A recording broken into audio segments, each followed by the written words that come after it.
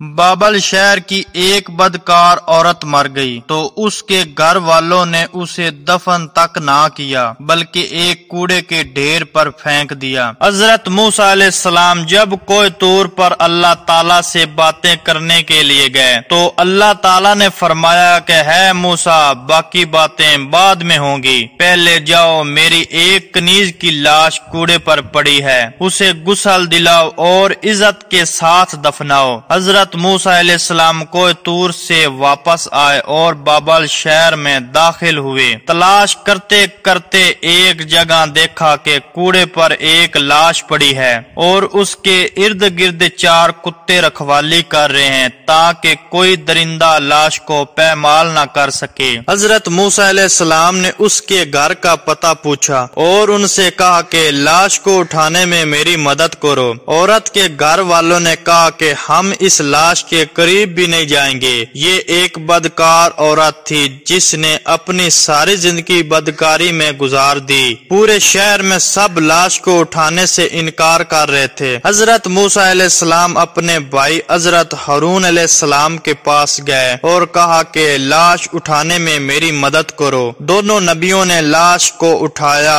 اور پھر جب غسل دینے کی باری آئی تو شہر کی کوئی عورت بھی اس کو غسل دینے کے لیے تیار نہ تھی۔ یہ دیکھتے ہوئے حضرت موسیٰ علیہ السلام نے اپنی زوجہ اور بہن کو حکم دیا کہ اس عورت کو غسل دو۔ غسل کے بعد اپنے بھائی حضرت ہارون علیہ السلام کی مدد سے اس عورت کو دفن کیا۔ دفنانے کے بعد جیسے ہی آپ واپس آ رہے تھے تو شہر والے لوگ آپ کے سامنے آ گئے۔ وہ سب مل کر آپ سے کہنے لگے، اے موسیٰ، یا تو ہمیں اس بات کی وضاحت دو کہ ایک بدکار عورت کو اتنی عزت کیوں دی، یا پھر وہ کلمہ جو آپ علیہ السلام نے ہمیں پڑھایا ہے، ہم آپ کو واپس کرنے آئے ہیں۔ حضرت موسیٰ علیہ السلام نے لوگوں سے فرمایا، اے شہر کے لوگوں، مجھے جو حکم اللہ نے دیا تو میں نے اس حکم کی تعمیل کر دی۔ ہاں، اگلی بار جب میں کوہ طور پر گیا تو تم سب کو تمہارے اس سوال کا جواب مل جائے گا۔ اے میرے پروردگار، اس شہر کے لوگ مجھ سے اس بات کی وضاحت مانگتے ہیں کہ ایک بدکار عورت کو اتنی عزت سے کیوں دفن کیا گیا۔